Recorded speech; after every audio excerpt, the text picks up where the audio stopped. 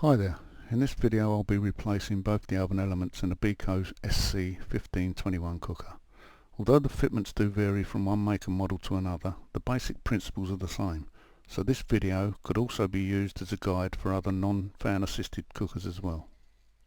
I've removed a few items from this cooker to allow for better viewing, but you needn't. The first thing I took off was the power cable so I can put the back panel out of the way. You would probably just loosen the cable clamps and leave the wire still attached to the cooker. If you do remove the cable, make sure you know which terminals they fit on. If there's no diagram such as this, then make one or take a photo. The next to be removed is the top rear panel. Once again, the top heater can be removed and refitted without this coming off, but it's more awkward to show and film with it in place. If you do choose to remove it, then first unscrew the hob via these two screws and slide it forward. Then undo the two top screws on the brackets. They're bolts and you may need to hold the nuts from inside the cabinet.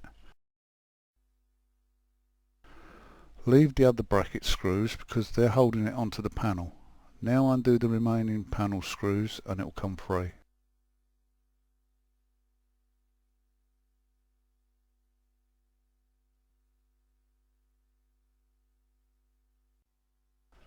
Remove the screws at the base of the main panel first, but don't touch the two in the centre because they hold the counterbalance weight in place.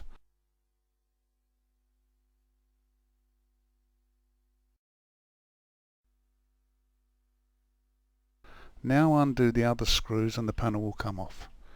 If you've left the top panel in place, then lift the main panel slightly from the bottom and ease it away from the cabinet.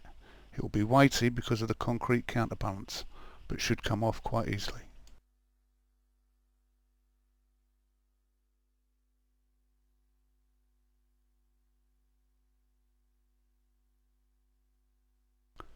You could find it easier if you put your hand in the opening and grip onto the balance weight.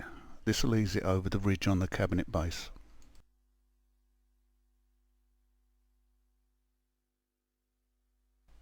The top element will have 4 active connections, but only one of these is not linked to the lower element. This one is for the grill. The lower one has 3, a positive, negative and an earth. Before replacing any elements, it would be wise to do a continuity test first, just in case it may not be the element which is faulty. Disconnect all the wires from the element before you try testing it, or you may get a false reading.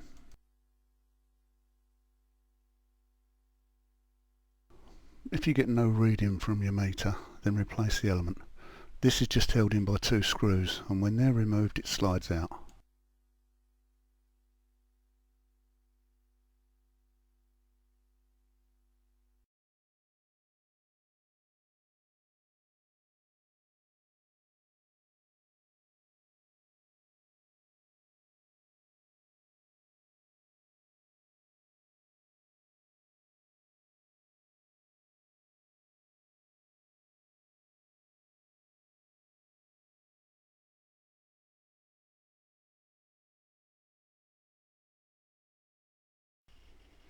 The element just slides in the cavity under the base of the oven, but doesn't actually hook into anything, so therefore there's nothing special to remember about fitting the new element, except the earth wire, the yellow and green. It fits on the central terminal.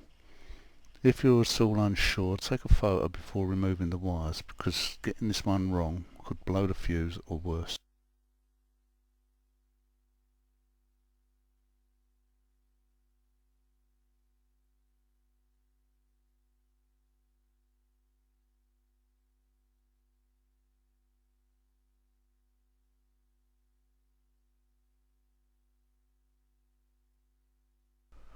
The test procedure for the upper element is just the same. Remove the outside link wires that lead down to the lower element and test just those terminals. The wire that's not linked is normally for the grill and there's no need to remove it. Once again, if there's no reading on your meter, then the element is faulty. If you needed to test the grill, then just remove the single wire. And because the neutral side of the oven element is linked to it, you can test it by placing a probe on both the neutral and the grill elements. In this case, it's not necessary to remove the terminals from the oven section of the element. However, if either section of the top element is found to be faulty, you will need to remove all the wires. So make a note of where they fit before you start pulling them off. When all the wires are off, just undo the two screws holding it to the casing. These could be very tight or rusted in because of the heat, so be careful not to damage the head of the screw or you may end up having to drill it out.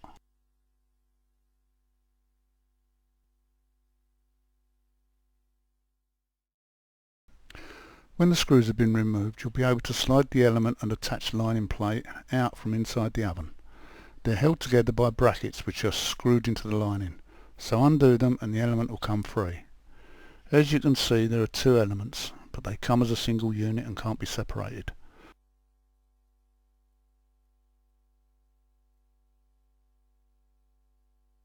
The link terminal connects both elements via the neutral input, while the live wires connect to the other terminals of either element.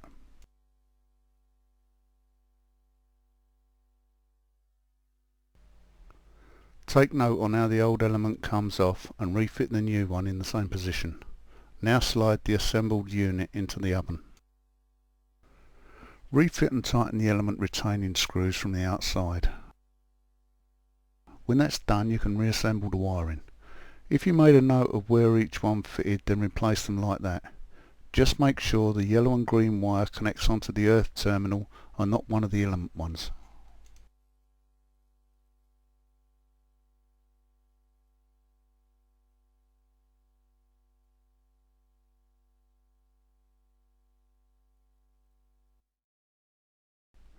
If you remove the top rear panel, then reassembling the back is quite straightforward. Start with the lower panel and screw it in place, then just replace the screws and bolts on the top panel. But in most instances it would have been left in place, in which case you'll need to hook the main panel under the lower lip on the top one and slightly lift it so the counterbalance weight clears the lip on the cooker base. If you do remove the hob top, then be sure to relocate it under the two brackets at the front before replacing the screws. On behalf of Selfix UK, we'd like to thank you for watching this video and hope you found it interesting. Goodbye.